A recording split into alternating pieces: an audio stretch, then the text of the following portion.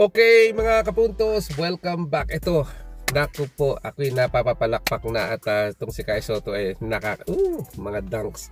Alam nyo, very exciting kapag nakakita ng mga gantong latest video. Alam nyo, nanggaling siya sa injury at nagsikap siya para makabalik. At palakpakan natin ang ating kababayan si Kai Sotto. At tayong tuwa-tuwa at least nakita natin na alam natin na nandiyan pa siya. At lumalaban po para po sa atin mga Pilipino. Nakita niya naman, aluwete ang dribble. Yan ang matindi. Pwedeng magkaliwa, pwedeng magkanan. At kaya mag-finish both side of the floor. Yan ang galing ng Kai Sotto.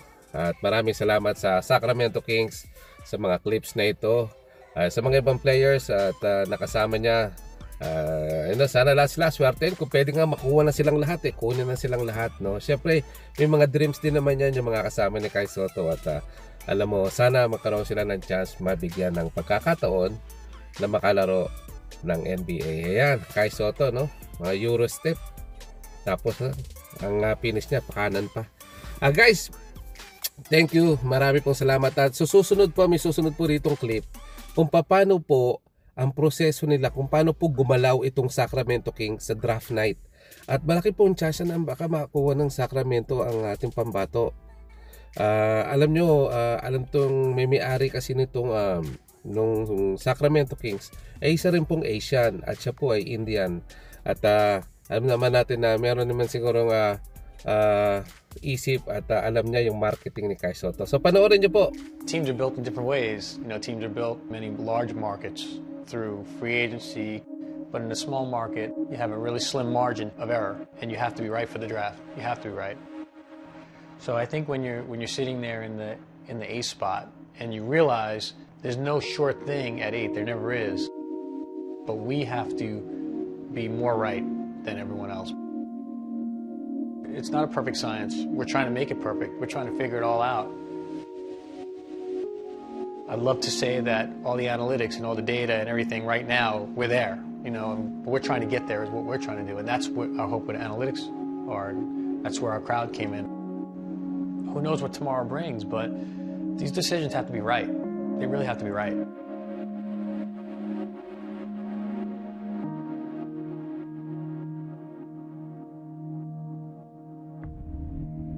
We've been bunkered here for a few days, and I feel like kind of come to this group like mindset, and it's the same names over and over. You guys haven't been in the room. You haven't kind of been corrupted by our group view. So I think like to have you guys sit down today and break out, say like the top 12 for us. It's like how you would mock it out if you're me sitting there in that chair. Do not be intimidated. These guys are all regular guys. I know it's weird to say don't be intimidated. We got Mitch Richmond, Chris Mullin, and Sharif Dorheem, and Mike Bratz, but it's a conversation for us too, and I know they'll appreciate hearing the perspective of you guys. I think the ideal situation is when you know your old school scout watches a player, has a sense of what he's doing, and then you can go to your analytic person, and those numbers back it up.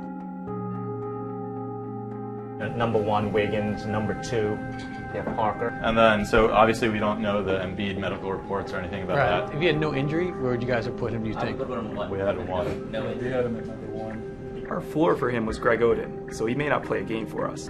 And then our ceiling is Hakeem Olajuwon, franchise-changing player. Is it worth the risk moving up for Embiid specifically?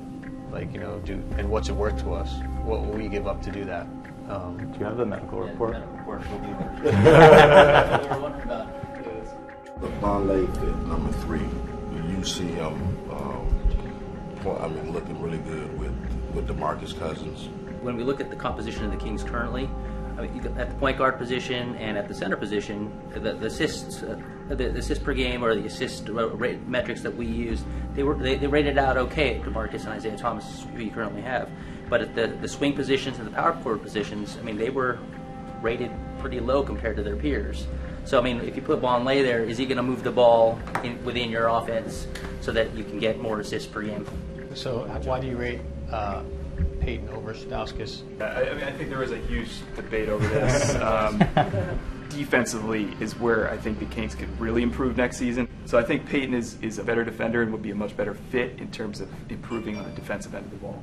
The thing I do like about Stauskas is he's great at creating his own shot as well. And he shoots well off the dribble. I think we saw in the tournament he had that, I remember watching, he had the 22-point first half, and none of those were purely catch and shoot. He was doing that on his own. I feel like especially with Rudy and DeMarcus, you want someone who's lights out from behind the arc. I see Stauskas more as like your lights out shooter type of guy. Picks two guys. You guys cleared it up for us. Yeah, man. Good job. Real good job. I'll tell you what, I think really great job. You guys were pretty right on. Yeah. I mean, very, very good. Either that or we're all wrong. Yeah. We'll know that in 2 years. We just go for Embiid. Should we just like try to move up? And I swear, I mean this. Should we just try to move up? He's not going past 6. If you guys end up passing on the big kid, and I think he's going to get down in that range. Like there's significant interest there. I think on our team we lack shooting. I think Stauskas, I think he claims that he made 91 out of 100 3-point shots, right? Good evening and welcome to the 2014 NBA Draft at Barclays Game time, guys. Home of the Brooklyn Nets. Can you make it a little louder?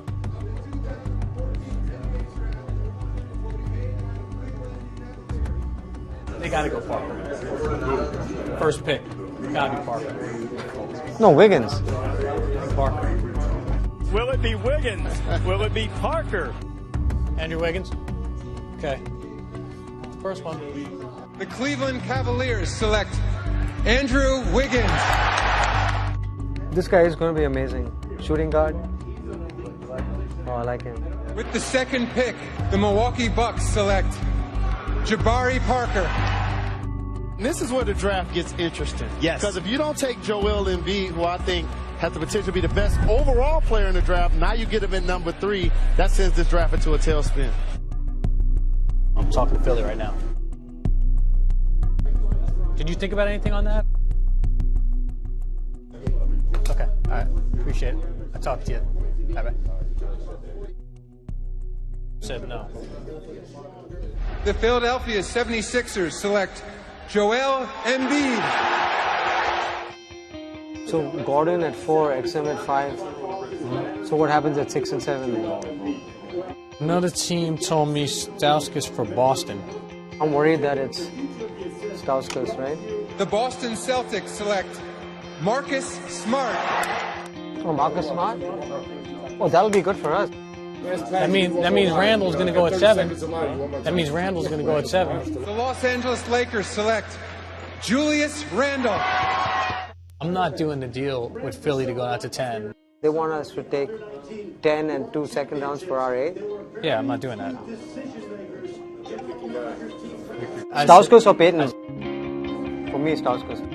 I say Stauskas. Stauskas. Okay, Stauskas. They're calling up. The Kings select Nick Stauskas. With the 8th pick, the Sacramento Kings select Nick Stauskas.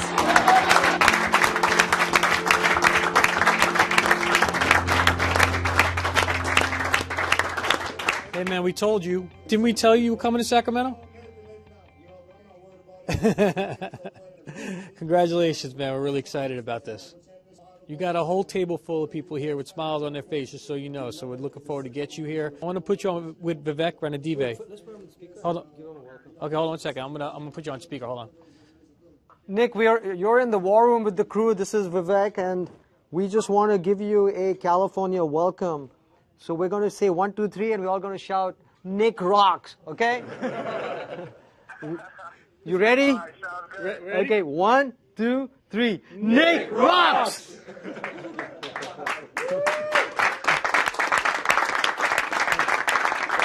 There's good news and there's bad news on this. The good news is we got a great player. The bad news is that one of my favorite people in the world might not win the 3-point shooting contest in training camp.